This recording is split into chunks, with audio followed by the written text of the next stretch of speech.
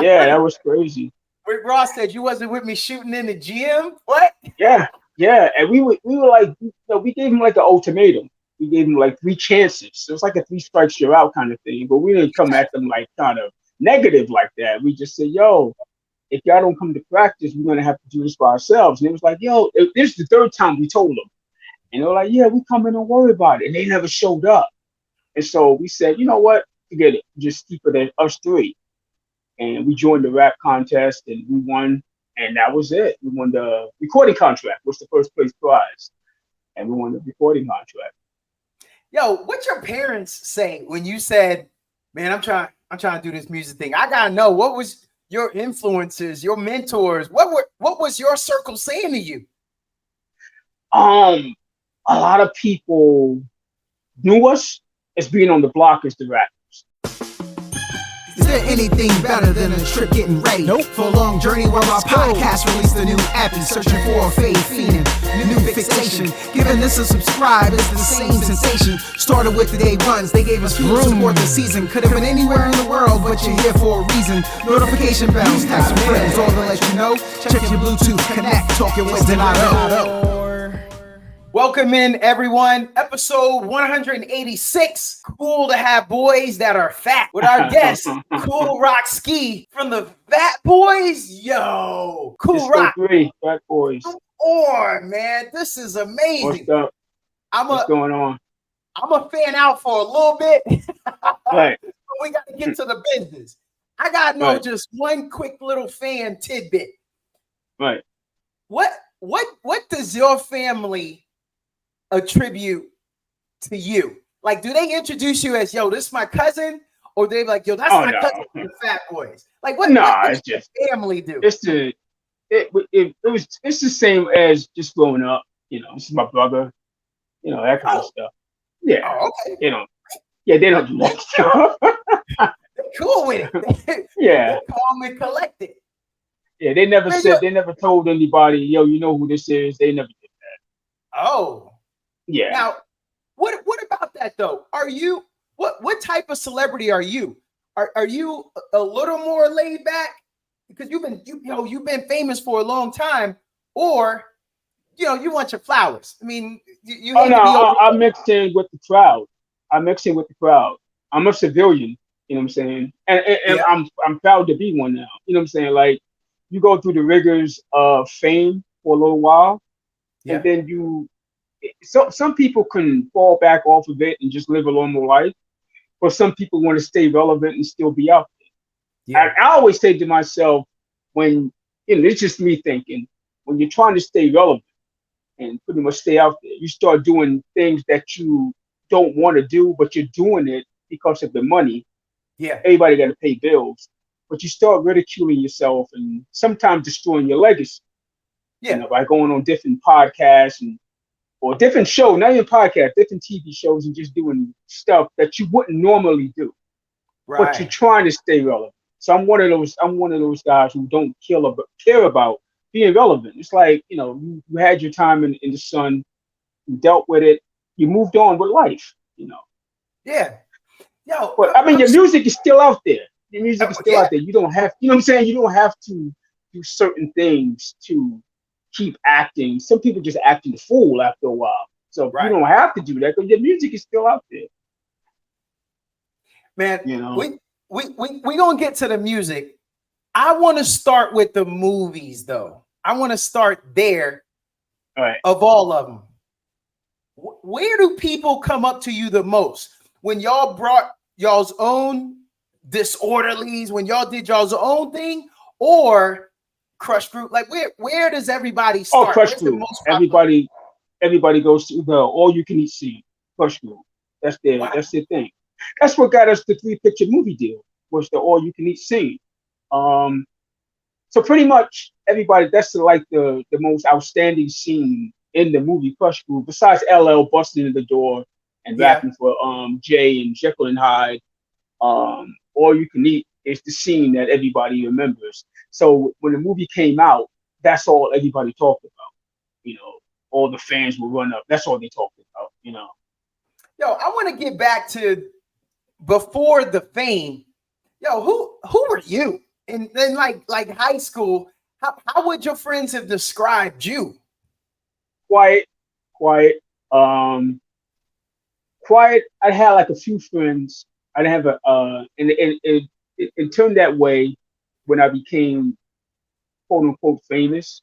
I didn't have a Yeah, lot of people around me. So I didn't have a lot of people around me as going to high school. What I yeah. did do was join the football team because I had a pretty good arm and I had a pretty accurate arm as Oh, far as quarterbacking. Yeah, yeah, so me and Buff joined the football team in high school because Mark went to a different high school. yeah. So me and Buff went to the same high school. We joined the football team. I decided, you know what, I'm gonna take my talents and try to see what I can do. So going out for the football squad, um, they said I couldn't. They said they liked the arm strength. I had good arm strength. I had Right. pretty good accuracy, and all I had to do was work on it a little more. But the thing was, I didn't have the height, and at that time there was no Doug Flutie stuff like that Yeah, coming out. So yeah. and Drew Brees and all that kind of stuff. So they didn't Yep. look at the smaller kind of quarterback. So I didn't have the height. I didn't have the speed, but I had good arm strength and I had good accuracy. So Yeah. I figured that kind of burst my bubble because I wanted Right. to be a quarterback and after that go to college and become a quarterback. So we had all our lives planned out for us as far as football. So I pretty much, they wanted me to play running back. I didn't have the speed. I don't know why they asked me that. They wanted me to play defensive back. I didn't have the speed to keep up with receivers. So I pretty much just they said if you want to stay on the team, we can give you a jersey. You can be kind of like cheer the guys on. So I took that because the keeping the jersey meant you can mingle with the cheerleaders. Yep. Back then the Yep. cheerleaders liked the guys with the jerseys. I said, Yeah. I'll take the jersey. So that's what me and Buff did. But at the same time, it was 50% football, 50% hip hop. So once we find out we couldn't join the team, well, Buff could have joined the team. They wanted him to play running back, but he looked at it like if D is not on the team, which is me, I'm not staying. So Yeah. he quit the same time I quit. So that's when we started investing all our time into just rap. Yo, that's tight, man. I appreciate that's a real ride or die right there. That he was Yeah, like, my man can't get on. Nah, I'm not with it. yeah. I'm not with it. Yo, I'm glad you told us that. I had no idea. How about this though? The hip hop. When that all got started, like, were you trying to be a solo act yourself, and No, then you both realized how did you and hip hop get started? me and Buff started out at first. It was just me and him. Yeah, Mark was with another guy on the block as a DJ. Mark was rapping with another guy.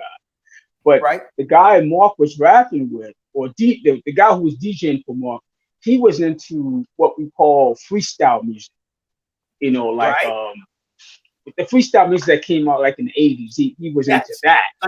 It sounded like that And Miami Mark, sound. right, and Mark wasn't really into that kind of stuff. So he Yeah. separated himself from him and came over to join us. And that's when we formed the Disco 3. Yeah, y'all out here snatching fools off. You broke up a squad, home wrecking. Well, actually, Yeah. it was seven. Actually, it was seven of us. It was called the Hypnotized Five, and it was Buff was the beatbox. We had a DJ. We had three other rappers plus me and Mark. So it made five MCs, one DJ, one beatbox. Right. But the other members weren't coming to practice. The DJ and the other three members. So we kind of just formed. We kind of just made up the name Disco 3 and just kept it as the three of us. Hold on, man. Hold on. This breaking news. Yeah. So there's two dudes out there whose truancy stopped them from becoming hip No, hop legends. Four. The DJ wasn't coming to practice. Plus the other three MCs. It was five of us. Me and Mark made up five. Oh. And one DJ and one beatbox. Oh. Yeah. So we was called the Hypnotized Five. So it was like seven of us. Yo, Yeah. do you run into them? Because I'm gonna tell you right now. I've never them dudes seen. I ain't been see one of seen them. since. We went to high school with them. That was the crazy part. So by the time we came out with our first single and it hit off, Yeah. that's when they were like, "Yo, we need to sign that contract." I'm like, "There's no contract. It's too late." You know what I'm saying? Like, it's over. Oh, So man. yeah, it's just three of us. There's no more seven. Oh man. Yeah, yeah, that was crazy. Rick Ross said you wasn't with me shooting in the gym. What? Yeah, Yeah, and we were like, we gave him like an ultimatum. We gave him like three chances. So it was like a three strikes you're out kind of thing. But we didn't come at them like kind of negative like that. We just said, yo, if y'all don't come to practice, we're gonna have to do this by ourselves. And it was like, yo, this is the third time we told them. And they were like, yeah, we come in, don't worry about it. And they never showed up. And so we said, you know what? Forget it. Just keep it at us three. And we joined the rap contest and we won. And that was it. We won the recording contract, was the first place prize. And we won the recording contract. Yo, what your parents say when you said, man, I'm trying to do this music thing? I gotta know, what was your influences, your mentors? What was your circle saying to you? A lot of people knew us as being on the block as the rappers. Kool Right. Rock and Marky D and Buff was the beatbox. So we was well known in our block, maybe 5 blocks stand, we were pretty well known. Other than that, our parents didn't really understand the music. They came from the rock and roll generation. They came from Right. the down home blues generation. Yeah. This was all new to them. So they didn't have no idea what we were talking about, what we were doing. They had no idea what Buff was. They thought he was, what is he doing? What is that sound he's making? Nobody never seen anything like that. So with us, it was support, but at the same time, it was like, people had a lot of doubt, like, I don't know. I don't think you're good enough to make records. You're good enough to rock the area, but you're not good enough to make records, that kind of thing. So I think when our first song came out and it hit, that's when everybody was like, yo, these, oh. But they was riding with us. They just kind of doubted us because they were like, at the time, the hottest groups out was like Flash and Furious 5 and Curtis Blow and Treacherous 3 and all these guys. And they didn't think we matched up well with those kind of guys. So they didn't really have too much faith in us. You guys can stay on the block, but you can't go Hollywood kind of. There's got to be an opportunity for you around. So let's give you a 5-block radius. Right. Everybody asked you to come to the parties, or are y'all still out there putting up flyers, asking to get to people's parties? How was that? Were you getting reps? Were you getting those opportunities? Well, we were doing talent shows. Shows. People just come around to our neighborhood, to our block rather, and sometimes we get into battles, and sometimes it just be a thing where we're standing on street corners. We could draw a crowd within seconds. Because Buff is beatbox. Like I said, nobody never seen nothing like that before. The Buff is beatbox, we're rapping. It'd be like maybe 30, 40 people on any given night, just rocking with. Sometimes he could reshift like 70 people, just rocking out there. Yeah, so we're like neighborhood, quote unquote, stars. Everybody knew us. But as rap started to get more popular, a lot of groups started popping up. Well, we was learning from a lot of the guys who was doing it already. So like, different DJs, different rappers was popping up. So we were just pretty much one of the rap groups that was out there, Okay. I want to say right after you guys get the recording contract, now you got to tell everybody, yo, it's only up from here. Did you have to drop anybody? Like, did you have to separate? No, we had a DJ that wanted to rock with us, but he wanted to see the outcome first. So by the time he seen the outcome, it was like it was too late because our manager was like, "There's nobody else coming in this group. It's just 3 of you guys. Now, if you want to hire a DJ, that's on you. It's coming out your own pocket. But we're not gonna sign into a contract, So we kind of looked at it like, what, we got something unique. Houdini got Grandmaster D. Run DMC got Jam Master J. We got a beatbox. So we really don't need a DJ on stage. So we're kind of separating ourselves from the pack, So for us, it was more simpler. It was more simpler for the arenas not to even hook up DJ equipment. Yeah. They're like, you need 3 mics. You don't need DJ equipment for these guys, So that was more convenient for us. It saved us a lot of money in the long run. So, it worked out. Worked out for us. It's a thing where God has something for you, and it's only for you. That kind of thing. What was the dynamics like? Here's my opinion before you answer. Something tells me you couldn't stop him from beatboxing because he would be on one. Or it was something different. So like, how did y'all get this going to make it work? Okay, Mark, you flowing too much. We got to get back to the beat. How did y'all always work that out? How'd y'all get along with that? As far as incorporating him into our rap. To make all three of y'all work, especially when ain't nobody seen what he did, it Right. almost could overpower the group, right? No, because what it was is that we were so used to it. So being that me and Mark were so used to it, we looked at it like having a DJ. So if we said something like one for the treble, two for the bass, the DJ would come in and start cutting and we start rapping. It Yeah. was no different from having Buff. Like we looked at Buff as like he provides everything in the background. So Okay. if we're up there rapping, we have no problems with what he's doing. Now, if you fast forward to us becoming popular, Yeah. that became a thing where he was the main attraction. Because you got to remember, nobody up until then, nobody really never saw something like that. So they was like, we want to see him rock. You Right. guys are cool. We want to see him rock. But as time went on, it was like, okay, we get it now. Yeah. If this is not some kind of thing where they're just rapping and he's beatboxing, they're really actually making good music. So yeah, Yeah. it was never a thing for us. It was never a thing where, oh man, he got the spotlight. It's like, you know, we're all three together. We didn't care about that. You know. I I'm not saying there was drama, but was there ever a confusion where people started saying things? Because Dougie Fresh started making music with his mouth too. Right. And I know Right. Bismarck he did that later. Was there ever any confusion with that when people would almost, I don't want to say drama, unless it was drama, No, there was never. We had our run-ins. You know, rap is a competitive thing. right? Everybody's competitive in hip hop. Whether it's somebody battling Yep. for rap supremacy or DJs battling one another, it's always going to be competition in hip hop because everybody always thinks they're better than the next person when it comes down to hip hop. When it No comes to doubt. rap, Yeah. everybody. So you can get one cat who make a hit song, all of a sudden he's the Don Dada, he's the boss, he's the king of rap because he has one hit song. So that's just the way it is. But as far as Dougie Fresh goes, it was never. It got kind of crazy one night. He was at the Disco Fever, the famous Disco Fever in the Bronx, Yep. and he stepped to me and Mark on some interview we did. We made fun of his name, and it almost got into a fight. You know, Yeah. almost came to blows. But um, But yo, ain't not like Dougie it. small? Ain't he a small kind of dude? I mean, he's in the Bronx. He had a crew with him. We're from Brooklyn. Okay.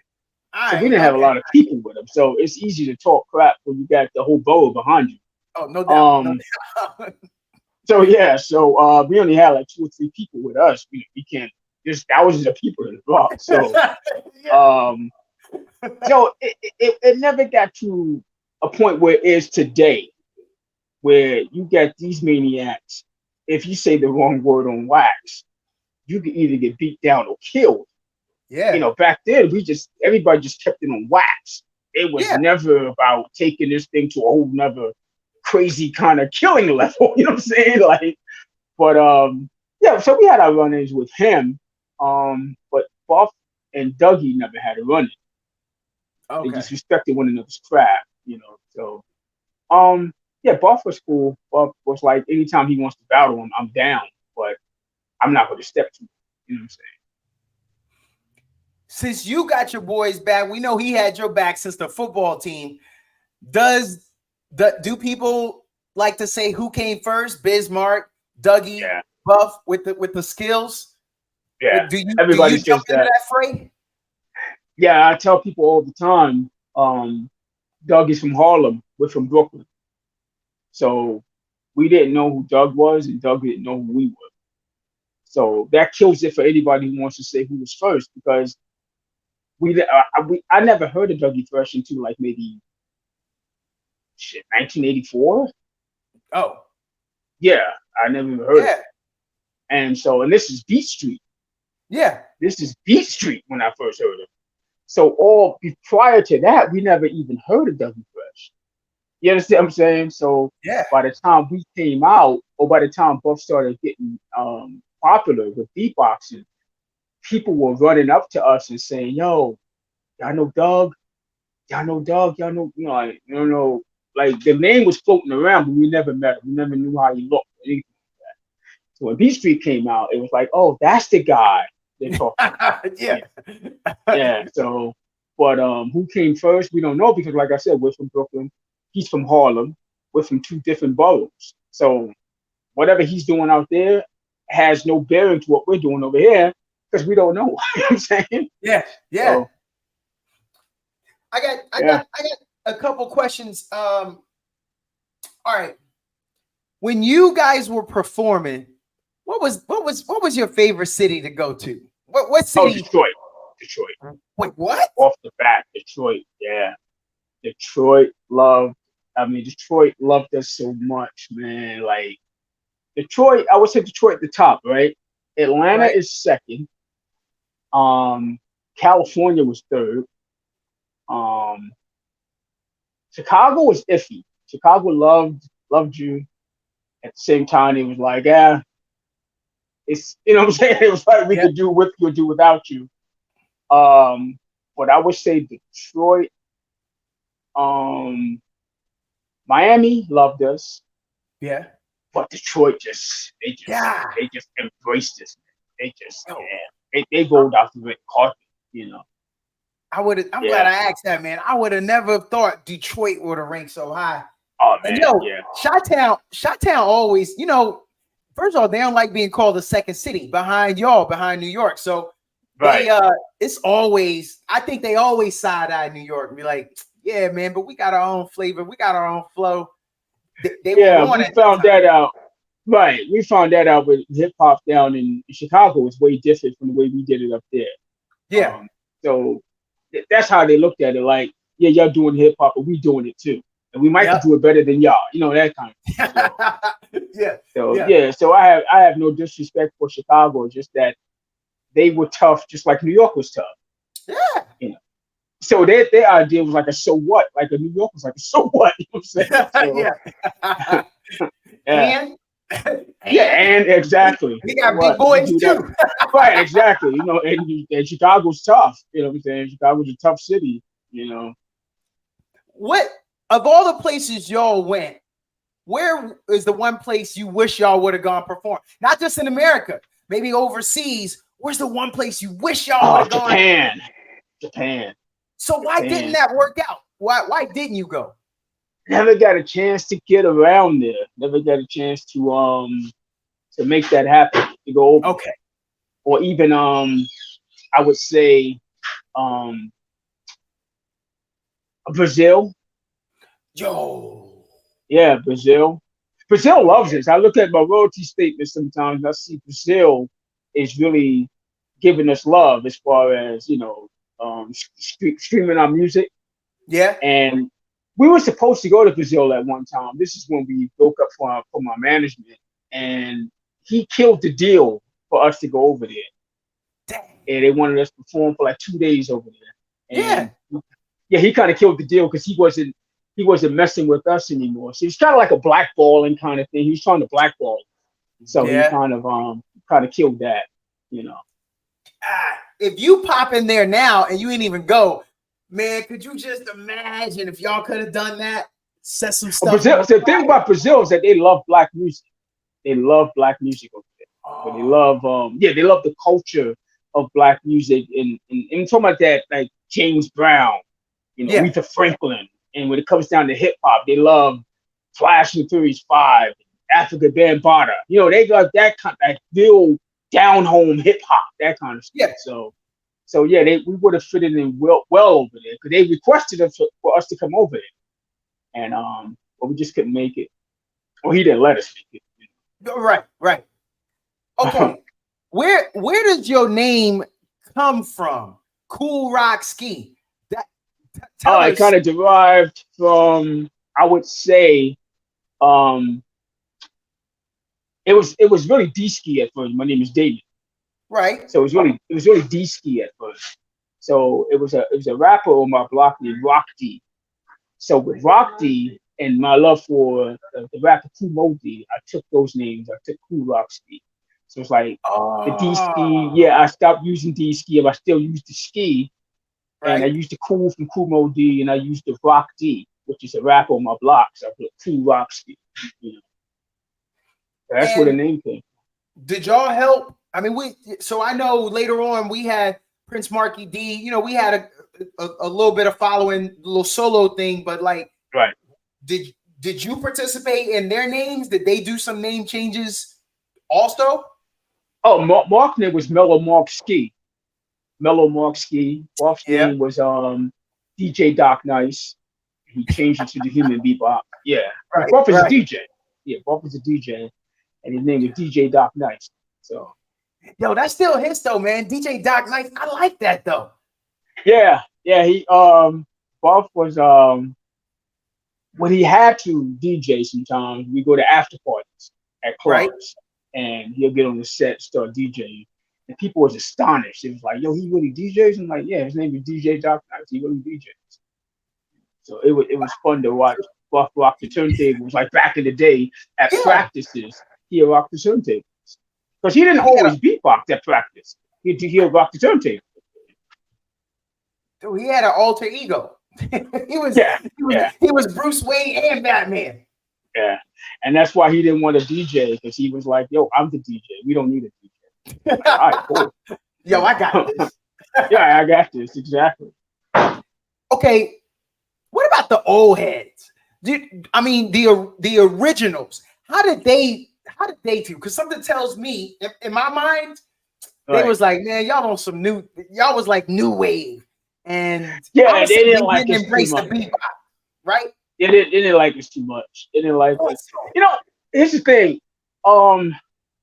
Flash and the Furious Five were the premier rap group. It was holding the mantle. They were sitting on the throne. Right. The thing with Flash and the Furious Five, what people don't realize is that you're laughing at them, making fun of their clothing. And this is what people do now. They're like, oh, look at the way they dress, with the spikes and all these color and all these outfits they were wearing. Flash and the Furious Five was touring with groups like Parliament Funkadelic and Rick James. So they had to dress for that particular kind of audience. They couldn't wear what Run DMC was wearing or what we were wearing. So, but they were the premier rap group, right? And they were sitting on the throne. They were the group. They leaded the charge when hip hop started to become popular. The thing what happened with them is that they got caught up in that particular look, in that particular style, and not knowing we were coming. Run DMC was coming, LL was coming, Beastie Boys were coming, Houdini was coming, and they didn't adapt to that. They were still on this. We're the kings and we're the best and this and that. And like, people just want to hear rap. They don't want to hear who's the best. You understand what I'm saying? Yeah. They want to hear music. Run DMC stripped down everything. They took away all the studio music, and all you heard was chicka chicka chicka chicka. You know, and we came with the beatboxing and the melodies and the sing-alongs. Houdini came with the grown-up kind of music. LL came with the fierceness and the I'm bad and all that stuff. And groups that came before us got caught up in the midst of still being the leathers and spikes and dressing like they were from the scene from the Warrior movies. Yes. While we were rocking the gold chains and the sneakers and the jeans. Mm-hmm. So that's what happened with Flash and the Furious Five. They didn't adapt to what was coming. But all in all, they put out one of the most important songs in hip hop history, in music history, which was The Message. So they pretty much led the charge as putting rap music on the map, you know. But Run DMC took that and took it to a whole nother level with the whole B-boy and tough guy look and all that stuff. And like we're dressing just like the audience, and the audience loved it. Yeah. So when the kids came to the concerts, they were like, "Yo, they dressed like us." Because who in their right mind's going? And this so disrespect the Flash and the Furious Five, but who in their right mind's going to walk around dressed like that? Not us. You know what I'm saying? So it's like, no, I'm not dressed like that. Not if you're trying to get phone numbers, or as the kids nowadays, IG. You ain't trying to get that. Right. I mean, in some cases, there are some rappers who are dressing like that, though, right nowadays. Right. So that's what Right. makes it kind of weird. So it's just starting to come full circle. But yeah. So they didn't take a liking to us because we was bringing something different to hip hop, and I guess they wanted hip hop to stay with them, and everybody else had to stay under their wing, and they dictate how this thing is going to be run. What a lot of these groups didn't realize is that there was money being funded to the group, to the acts like us and LL and other acts who was out at that time. So they had money to spare to put out there to market this music. They didn't really Yeah. know how to market hip hop. They didn't really know how to market it. But when you got names like the Run DMC, you got names like Fat Boys, you got names like Redeem, you can market those names and you could put it in different markets. The thing is, a lot of the young people, they loved it. Yeah. So when we were touring, we was going to these little small towns in America, we were selling out within 20 minutes. I'm talking like 15, 18,000 seat arenas. Yo, that's like That's the the first, Beatles, yeah, yo. yeah. That's never been seen before, especially with this new kind of music coming up. So you Yeah. got SOS Band, you got Atlantic Star, you got all these big bands, Right. and all you need for hip hop is turntables and some microphones. Yep. You could take that off stage within 10 minutes and put a new turntables up there. With all the big bands, you would have to wait damn near a half hour to remove all the stuff on stage and get the other groups back Yes. on. You know what I'm saying? Yes. So hip hop was more convenient to the arenas. Yeah. Yeah. Okay. I want to know who were your influences? Like when you said I got the Cool Mo D. I did get that though. You did say Right. that.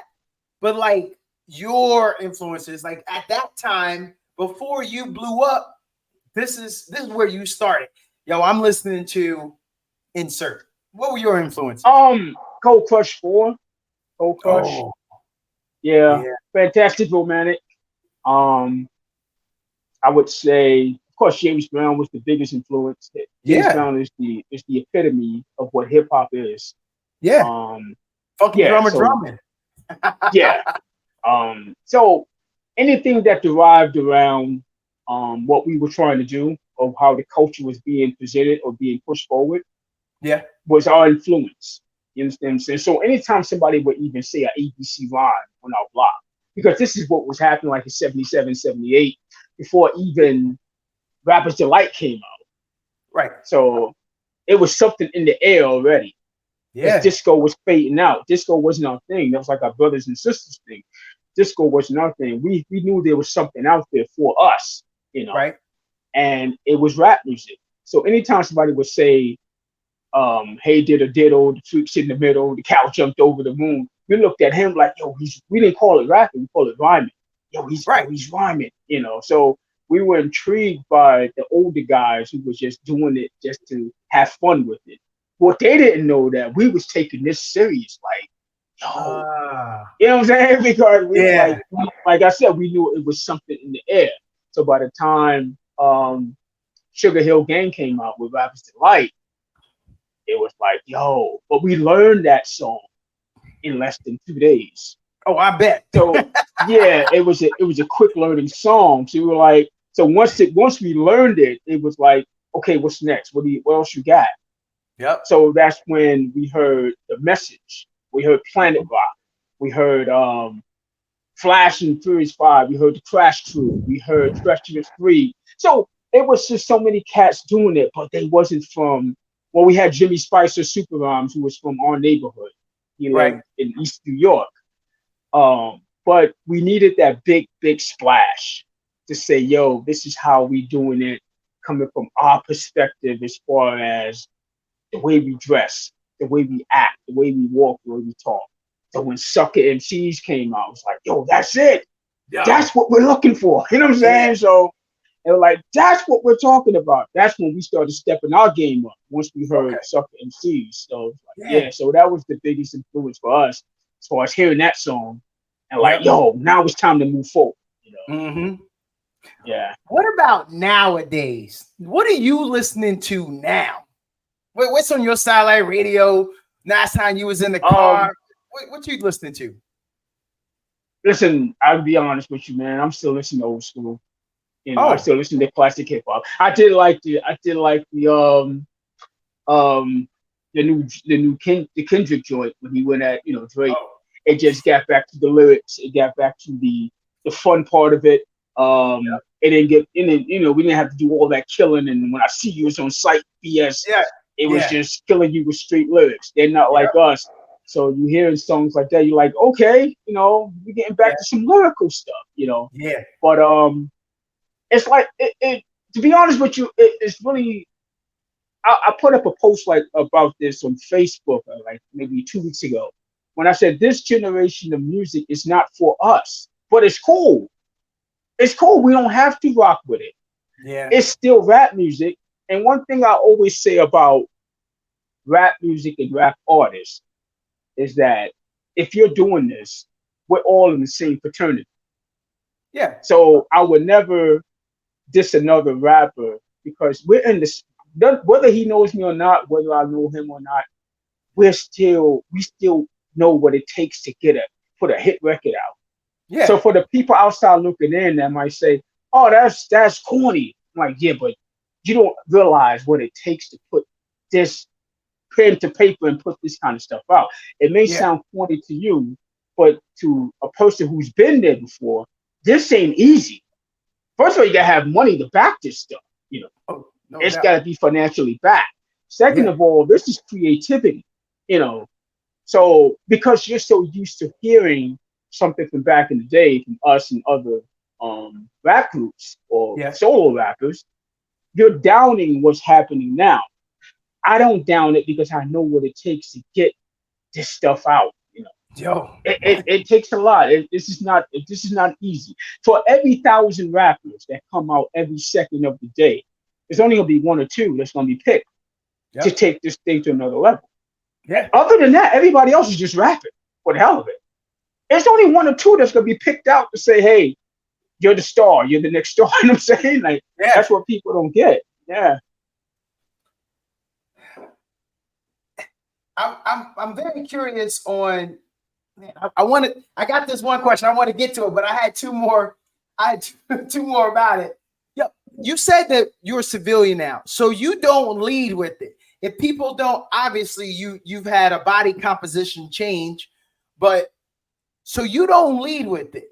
If it comes up, especially if like not the barbershop, maybe they know you places you frequent, but let's just say you somewhere and you hear a conversation about hip hop and they don't even look your way for Yeah. do you just come in as D, or do you come in, hey, let me tell you, I was there. Do you lead with it?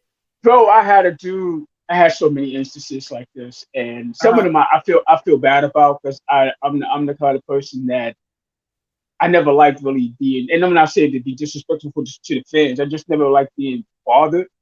Right. I was the kind of guy that do the show and go back to the hotel, turn off all the lights, and just watch TV. You know, Yo. Mark and Buff was the king of the goofies. Let them have that. But I was like, let's just do the show, get the show over with. I'm back to the hotel. But I remember one day I was in the gym, and this guy, he was walking around in the locker room in the gym. He's always singing Wu-Tang songs, always rapping Pete Rock and CL Smooth stuff.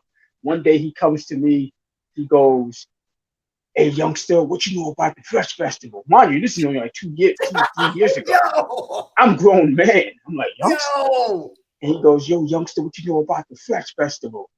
I'm like, "Yo, I heard about it from my uncle. He told me about it." He's like, "Yeah, he was like, that was real hip hop." I'm like, "Yeah, that's true." I said, "You can't find that no more." He's like, "You damn right." I'm like, this guy has no idea what the hell he's talking to. So yeah, he's running down names. He had Nucleus. Remember doing the jam on it? Remember that song? Jam on. He's on my face like I'm like, yeah, I Yeah. remember that. I'm like, yeah, I remember Jam on. My uncle told me about these songs. Like, yeah, your uncle knew real hip hop, right? So So yeah, so you a victim of your own genetic makeup because, well, first of all, you worked hard. You're in amazing shape. You're not what we envisioned the Fat Boys are. That's not you anymore. And then, I mean, you're a little older than me, but like you don't look yeah, your age, what we would expect of you. So Right.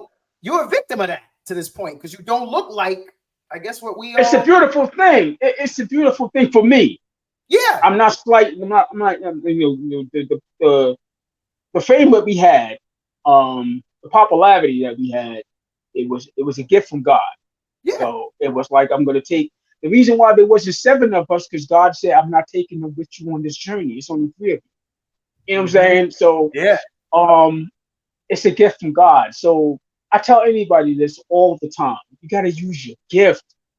You gotta Yeah. use your gift. If this rap thing is not for you, you gotta use what God gave you. Yeah. Well, I don't want to be a plumber, but that's what He made you. He Yeah. made you to be a plumber. You got to be the best plumber you can be. I don't want to work construction. That's your gift. A lot of people always chasing. They're not chasing their gift, and this is why they get into certain situations, whether it be sports and music or whatever, and they bottom out real quick because that's not what God blessed you with. You No understand what doubt. I'm saying? So when I'm not even taking away what God gave me. I just look at it like He gave it to me for a time. Yep. He was like, okay, I'm pulling you out of it now because I only put you in this for a little while to take care of the family. You guys take care of your family, and then that's it. Yeah. So that's how I look at it. And He gave me the ability to walk away from it and not feel bad about it. Like I said before, I don't have to do a love and hip hop and demean myself and demean the legacy of the group by acting like a damn total fool. Because I don't Yeah. need that. You know what I'm saying? I don't need Yeah. to be on TV and yelling and acting crazy or somebody see me on the internet. He was yelling in the streets trying to stay Yep. relevant. You know what I'm saying? Something like that. It's like, I don't care about that stuff. And Right.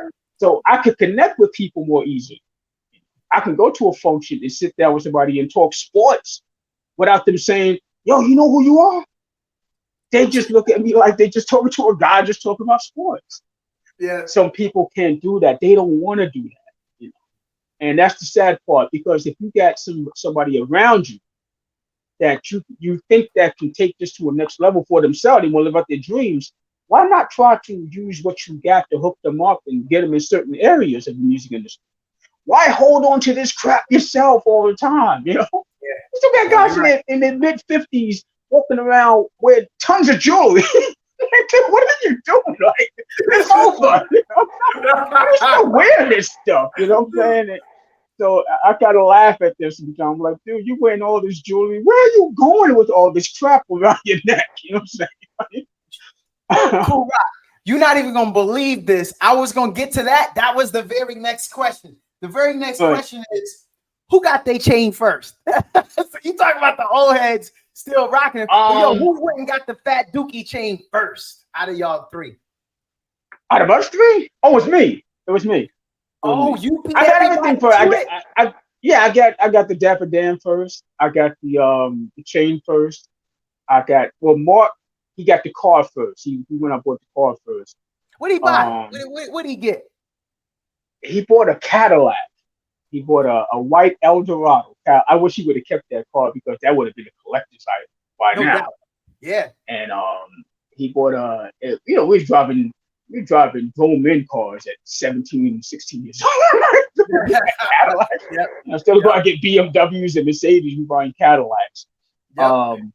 So yeah, I was always the first to get something, and then it was like, "Yo, D, where you get that from?" And then they'll go buy it, you know. Because I was always quiet about something. It was like a bragging thing. So when I bought the chain, it was tucked in my shirt, and they didn't see it. The buff saw it sticking out. But D, what is that? And I pulled it. I'm like, "Oh, chain." You know, like, yo, where you get that from? You know, because I wasn't like a braggadocious kind of guy, you know. I see that. You act like Debo was on the block. I mean, I know y'all from Brooklyn, and you know that's we had some Debos around there. We had some Debos out there, but, you know. But you had it tucked, and then you went bam to your boys later. Right. Yeah. We knew all the Debos. When I mean Debos, I mean cats who, you know, will knock you up practice kind of stuff. But we knew all of it. So they pretty much was our security once we became a little famous. Like, going to different shows with us. You need that. All right. Yeah, definitely.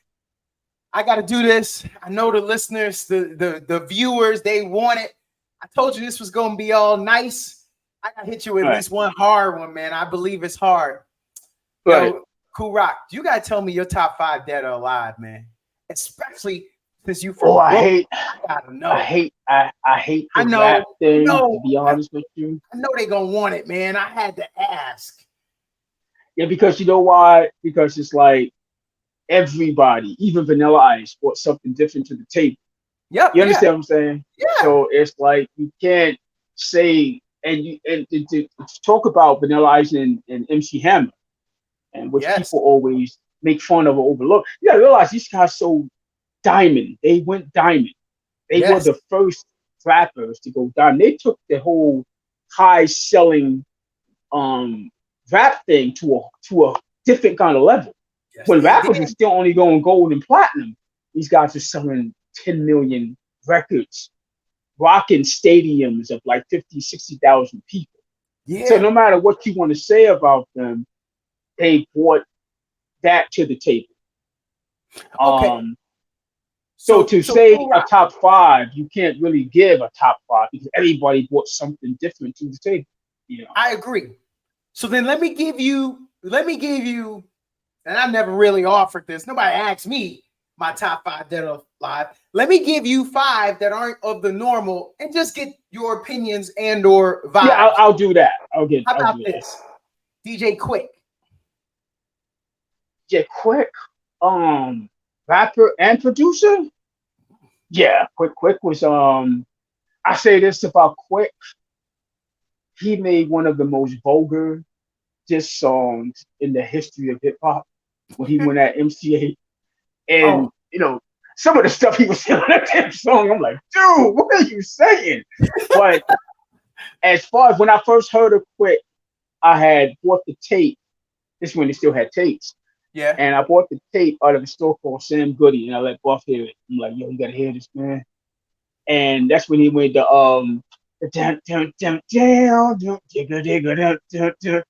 I'm like, and we fell in love with that. I'm like, yo, this is dope. It's like him and King T, who was rocking it. You know, King T was no joke. You know? What about this one? Some people don't give it. MC Light. Oh, Light, you know, Light is the she sits on the Mount Rushmore of female MCs. Easily. Yo, lyrically, man. I don't think people give her the love, and that's why, not that I'm trying to be a nonconformist with mine, but I'm just telling you, man, Georgie Porgy, I mean, the stuff that she put out, man, I was loving her flow. Yeah, she had a really, really crazy delivery, dope delivery. And even Chuck D said in a song, MC Light, she could win a rhyme fight. You know, Light was nothing to mess with. Yeah. Light was dope. Light is dope. I might lose you on this one. I know sometimes I gotta defend this one. Will Smith / The Fresh Prince. Will Smith is probably one of my top 20 MCs, to be honest with you. Okay. And I say this because if you heard songs like The Magnificent by Jazzy Jeff, the way he broke down his DJ, right? Yes. If you heard songs like Brand New Funk, when he started flipping that style. If you heard songs like Even the Nightmare on Elm Street, which he got turned down, they gave it to us because he didn't, you know, the Nightmare on Elm Street song, we did that because they didn't want Will Smith to do it. So he got mad and made his own version, which wasn't on the soundtrack. Yeah. No. Yeah, we had more popularity at the time. So they said, now we want to go with them. And I guess he got mad and he did his own rendition of Nightmare on Elm Street. But Will Smith, look at his clarity, right? First is clarity. You can hit every word he's saying. Yeah. Smart MC. Very smart. What happened to Will Smith is that people got caught up in the parents just don't understand song. Yep. And that was a huge freaking song for him. And you know how this music thing goes. Once they put you in a box, that's it. Yep. Prior to that, Will Smith was like, even the parents understand, you still got to be a genius to write something like that. You know what I'm saying? So Yeah, Will is dope. She put her hand on my knee. I put my foot on the gas. We almost got Yeah, whiplash. I took off. it So took come off so on. fast. Yeah, And then summertime. I mean, I ain't gonna lie. summertime. It Yeah, ain't summertime until I hear that song. yeah, It don't yeah, it don't count. I'm gonna give him yeah. that classic. And I think it was a rumor that Rakim wrote it. I don't think he wrote that. I think Oh, there was a rumor going around that Will Smith said Rakim wrote it. I don't know. I never heard him say that. I mean, if the R don't want to put it out there because Yeah, I mean, if he did write it, he's getting some good writers credits, some yeah, good royalty money over that. You know what I'm he saying? is, and he might Damn be good happy with money. that. He signed the NDA. He's like, nah, I'm Right, good. That money is nice right right. now. Yeah, and I'm never going to say I wrote it, but I'll get paid for it in the background or whatever. So that's three. Black Thought from the Oh Roots. man, oh come on, man, stop it. Stop it. That's my first. That's on my Rushmore period. Yeah, That's the first one. was he not commercial enough for most people to say that on there? Because they not putting him up there. They might put him 15 to 20, but they not putting him top 5 though. Why Listen, is that? I'm gonna say this because they connect Black Thought with a group, a musical band, and so they don't really take him.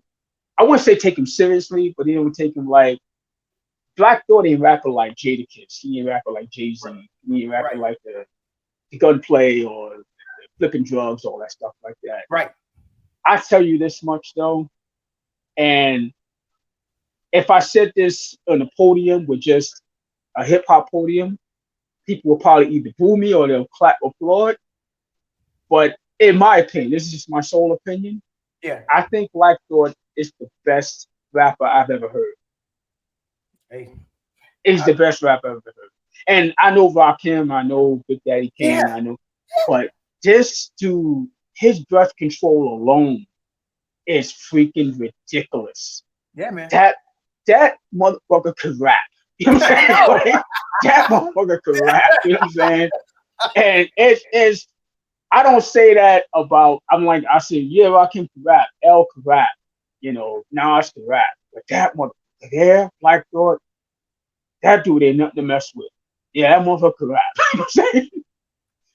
Yeah. Dude, I'm a say 3 people, and you just pick one out of the 3. Right. You said LL Cool J. I'm gonna give you Jadakiss, and I'm gonna give you Nas, and you just gotta give me a thought on one of the 3 because I don't know how a person gets a top 5. Almost to how we got to this conversation because you don't like to give a top 5. I would say LL, and not that we came from the same era. It's just the fact that I saw L do stuff off records as far as just rocking microphones, and he was always ahead of his time as far as being a MC, But LL fit the whole package: the arrogance, the confidence, the whole b-boy. He engulfed that whole hip hop thing. He was just the guy when he walks into a club, I'm the best. And if the best want to get on stage and test me, let's do it. Yeah. So I would say LL plus for his longevity.